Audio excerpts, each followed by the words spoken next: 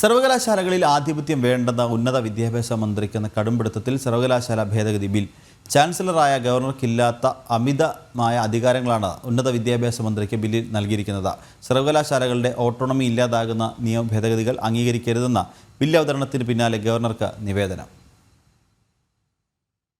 സർവകലാശാലകളുടെ ഭരണത്തിൽ നേരിട്ടിടപെടാനുള്ള അധികാരം വേണമെന്ന കാര്യത്തിൽ നിർബന്ധം ഉന്നത വിദ്യാഭ്യാസ മന്ത്രി ആർ ബിന്ദുവിന് മാത്രമെന്നാണ് ആക്ഷേപമുയരുന്നത്. കഴിഞ്ഞ ദിവസം നിയമസഭയിൽ അവതരിപ്പിച്ച ബില്ലിൽ ചാൻസലറായ ഗവർണർക്കില്ലാത്ത അമിതമായ അധികാരങ്ങളാണ് ഉന്നത വിദ്യാഭ്യാസ മന്ത്രിക്ക് നൽകിയിരിക്കുന്നത്. ബില്ല് നിയമമാകുന്നതോടെ ഉന്നത വിദ്യാഭ്യാസ മന്ത്രി പ്രോ ചാൻസലറായ കേരള, കാലിക്കറ്റ്, MG, സംസ്കൃത, കണ്ണൂർ, കുസാറ്റ്, സാങ്കേതിക, മലയാളം സർവകലാശാലകളിൽ മന്ത്രിക്ക് നേരിട്ടിടപെടാൻ അധികാരമുണ്ടാകും. എന്നാൽ പ്രോ ചാൻസലറായി മുഖ്യമന്ത്രിയുള്ള ഡിജിറ്റലിലും, കൃഷിമന്ത്രിയുള്ള കാർഷിക സർവകലാശാലയിലും, ഫിഷറീസ് മന്ത്രിയുള്ള ഫിഷറീസ് സർവകലാശാലയിലും, മൃഗസംരക്ഷണ വകുപ്പ് മന്ത്രിയുള്ള വെറ്റിനറി സർവകലാശാലയിലും, നിയമമന്ത്രിയുള്ള നിയമ സർവകലാശാലയിലും, ആരോഗ്യമന്ത്രിയുള്ള ആരോഗ്യ സർവകലാശാലയിലും ബന്ധപ്പെട്ട മന്ത്രിമാർ സർവകലാശാല ഭരണത്തിൽ നേരിട്ട് ഇടപെടാനുള്ള സമാന നിയമ ഭേദഗതികൾ ഉന്നയിക്കാതിരിക്കുമ്പോൾ ഉന്നത വിദ്യാഭ്യാസ മന്ത്രിക്ക് മാത്രമാണ് സർവകലാശാലകളിൽ അധികാരത്തിനായി പിടിമുറുക്കുന്നതെന്നാണ് വിദഗ്ധർ ചൂണ്ടിക്കാട്ടുന്നത്.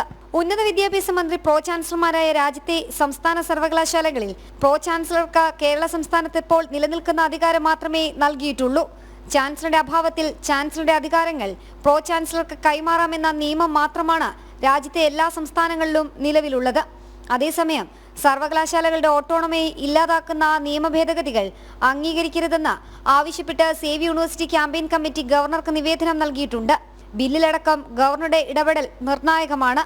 ജനം, തിരുവനന്തപുരം.